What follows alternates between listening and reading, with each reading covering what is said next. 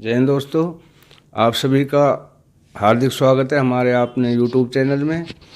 साथियों, आज हम ऐसी न्यूज़ बताए हैं, ऐसी न्यूज़ लेकर आए हैं जिसका 1,30,00,000 केंद्रीय कर्मचारी, चाहे वो सेना के हों, डिफेंस के हों, रेलवे के हों, पोस्टल के हों, यानी सभी को लगभग 1,30,00,000 कर्मचारियों को बेसब्री से इंतज़ार था 8वें वेतन आयोग का। तो साथियों, 8वें वेतन आयोग के गठन की घोषणा हो चुकी है। इसमें सारे केंद्र कर्मचारियों में खुशी की लहर है और हमारे जो अर्धसैनिक बल हैं उनके लिए भी इसमें अलग से एक प्रावधान रखा गया है।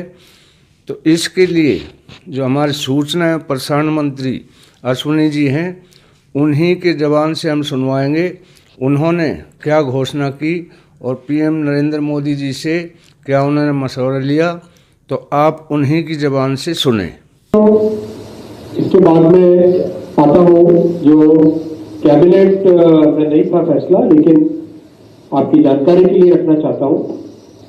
माननीय प्रधानमंत्री जी ने केंद्र सरकार के सभी कर्मचारियों के लिए एक सेंट्रल पे कमीशन को मंजूरी दे दी।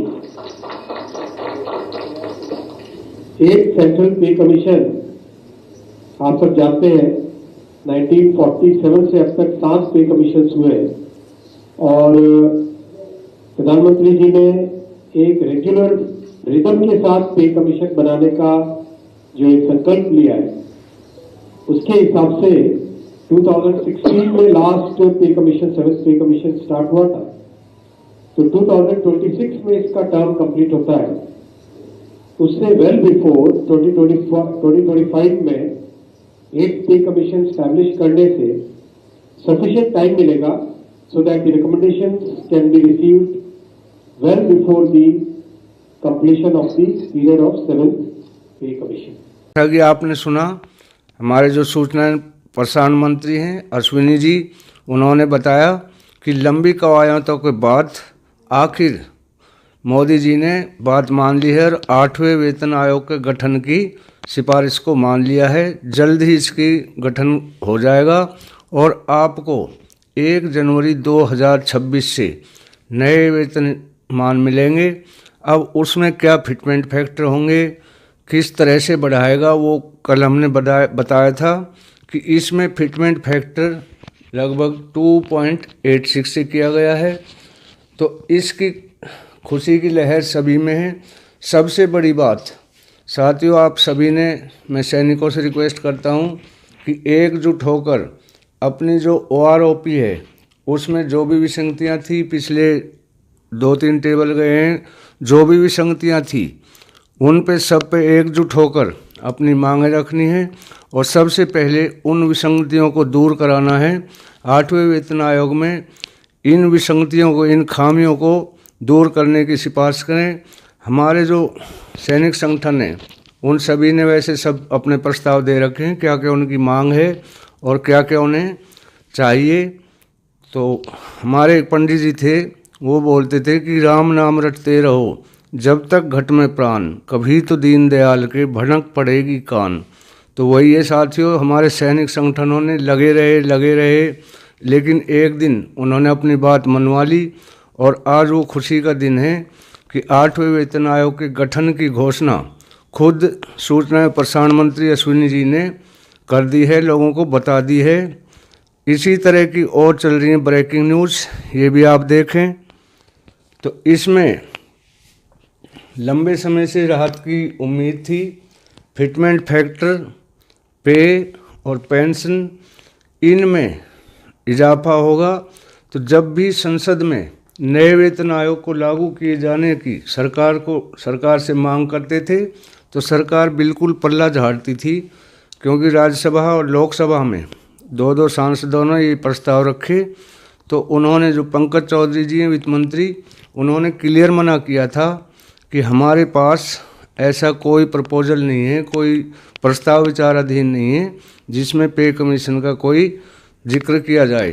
तो इसी को देखते हुए हमारे सैनिक संगठन, मजदूर यूनियन और सभी ने हड़तालें करी, धरने प्रदर्शन किए और आखिरकार सरकार को विवश कर दिया कि उनको मानना ही पड़ा। और कितना आपका बढ़ेगा वो मैं आपको बता देता हूँ कि ये टेबल देखें। इस टेबल में जो भी सारा दिया हुआ है किसका किस हिसाब से बढ़ेगा, तो इसके अंदर जो न्यूनतम वेतन है वो 18,000 से बढ़ाकर 34,500 रुपये तक, ये लेटर भी मैं दिखा रहा हूँ, टेबल भी मैं दिखा रहा हूँ।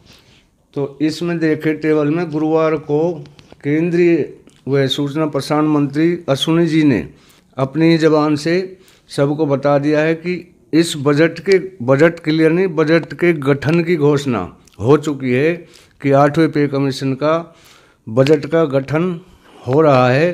वैसे 10 साल लंबे अरसे के बाद ये होना ही चाहिए था, क्योंकि वेतन और वृद्धि सब में 10 साल के बाद बढ़ोतरी की जाती है, महंगाई भत्ते भी बहुत हो जाते हैं, महंगाई बहुत हो जाती है। तो सभी की ये टेबल बनाई हुई है, एक एक करके इस टेबल को देखते रहें। सिपाही से लेकर ऑनरेडी कैप्टन तक अलग है, अफसर का अलग है।